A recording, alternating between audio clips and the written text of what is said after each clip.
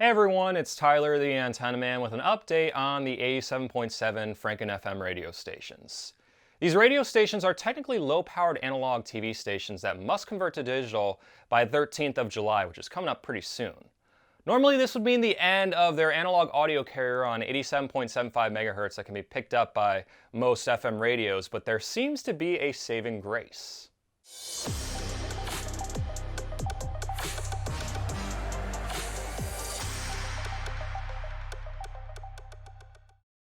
If you're seeing me for the first time, make sure to subscribe to my YouTube channel and hit that little bell icon to receive a notification whenever I post a new video. Some of you may be wondering why radio stations on 87.7 FM are called Franken FMs. As I mentioned a few moments ago, they technically are not radio stations, but rather low-powered TV stations operating on channel 6. You see, on an analog broadcast, the audio carrier for channel 6 is 87.75 MHz, which can be picked up by most radios on 87.7 FM. This is why some of you may remember being able to pick up your local channel 6 on the radio prior to the digital transition of 2009. Low-powered TV stations were originally supposed to convert to digital back in 2015, but that deadline was pushed back several times due to the huge mess the FCC repack created for broadcasters. As a result, some low-powered TV stations continued to broadcast in analog. I found a few of them in upstate New York, which you can see in my video titled Analog TV Stations Still on the Air in 2021. I attached a link in the description of this video. Many low-powered TV stations operating on channel 6 took advantage of their situation to launch a radio format since radios could pick up the audio on 87.7 FM, hence the term Franken FM. There are dozens of them currently on the air, most with ethnic and niche formats. A few examples of some popular 87.7 FM radio stations include MeTV FM in Chicago, Guadalupe Radio in Los Angeles, and La Nueva in DC. In a previous video of mine, I talked about how some stations were looking for a solution with the FCC to convert to digital while keeping their analog audio signal on the air so it could still be picked up by FM radios. This solution seems to have been given a green light despite major opposition from NPR.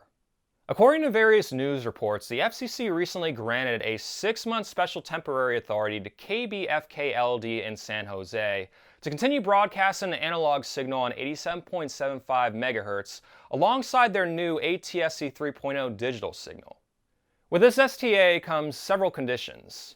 These conditions were listed on radioinsight.com, so I give them complete credit for the information you are about to hear. You can find the full article attached in the description of this video.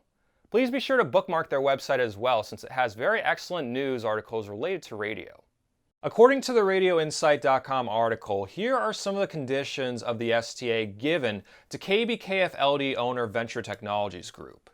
The TV station must have a real synchronized audio and video signal on their next-gen signal, not just color bars or a bulletin board. Both the digital next-gen and analog audio signal must reach the same area.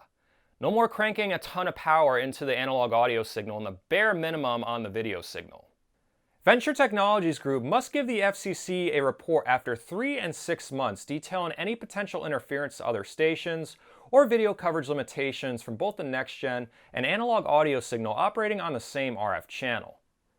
The station cannot be sold during the STA, so no playing hot potato with the license. If there are any interference complaints against the station, the STA may end. So I just said a lot of technical stuff some of you may not understand. To simplify it, Venture Technologies Group's KBKF-LD in San Jose was approved by the FCC to continue their analog audio signal on 87.75 MHz while converting to a digital signal. They will be watched closely, and if any red flags come up, it's likely the nail in the coffin for Franken FM radio stations. At the time this video was made, it's unknown if this type of STA was approved for any other low-powered TV station operating as a radio station on analog channel 6.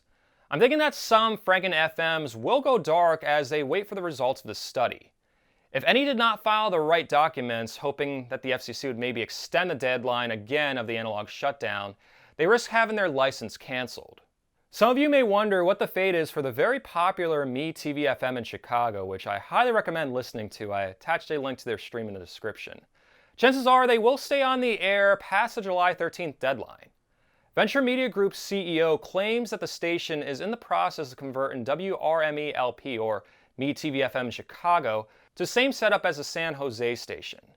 You can read more details about this in a post made by Chicago-based media blogger Robert Fetter attached in the description of this video. Thanks to RadioSurvivor.com for letting me use this cool graphic in my video. Thanks to Lance from RadioInsight.com for the very well-written article on this topic, and thank you for watching this video. Additional thanks to everyone who supports me on Patreon or is a member of my YouTube channel. If my videos have helped you cut the cord, or if you just think they're cool and would like to help support them while gaining exclusive perks such as behind-the-scenes content, access to my videos ad-free 1 day early, and direct contact with me, visit patreon.com/antennaman or click the join button in this video. If you're on Facebook, you can like my Facebook page at facebook.com/antennamanpa.